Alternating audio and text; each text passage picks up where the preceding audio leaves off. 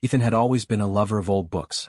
There was something about the scent of aging paper and the weight of history in his hands that made his heart race with excitement. So, when he stumbled upon an antique bookstore tucked away in a forgotten alley of his town, he couldn't resist stepping inside. The store was dimly lit, filled with towering shelves that seemed to stretch forever.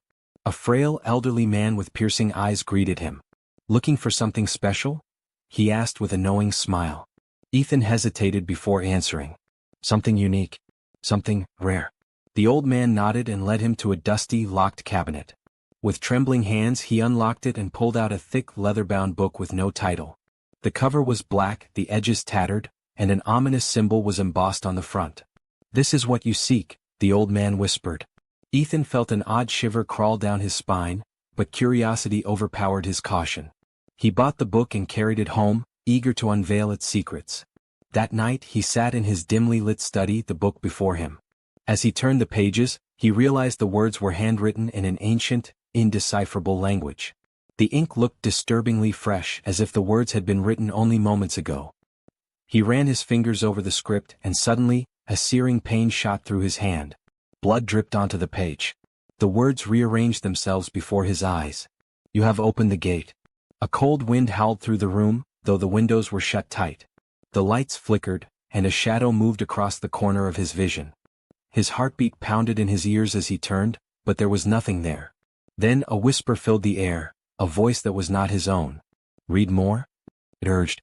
Against his better judgment, Ethan flipped another page. His vision blurred, the letters shifting like living things. Shadows crawled from the book, slithering onto the floor like tendrils of darkness. He tried to shut the book, but an unseen force held it open. The whispers grew louder, overlapping in an eerie chorus. Suddenly the door to his study slammed shut. The room was consumed by darkness, save for the glow of the book's pages. A cold hand brushed his shoulder. He turned sharply, his breath hitching in his throat. A figure stood behind him. Its form was skeletal, its face gaunt and eyeless, its grin wide and unnatural. It reached for the book, its bony fingers curling over the pages. "You read what was forbidden," it rasped. "Now you belong to us." Ethan screamed as the shadows swallowed him whole. His world turned black. The next morning the antique store was gone, as if it had never existed. Ethan's house was silent. His chair sat empty, the cursed book lying open on his desk. A new page had been added. Another soul claimed. Another tale to be told.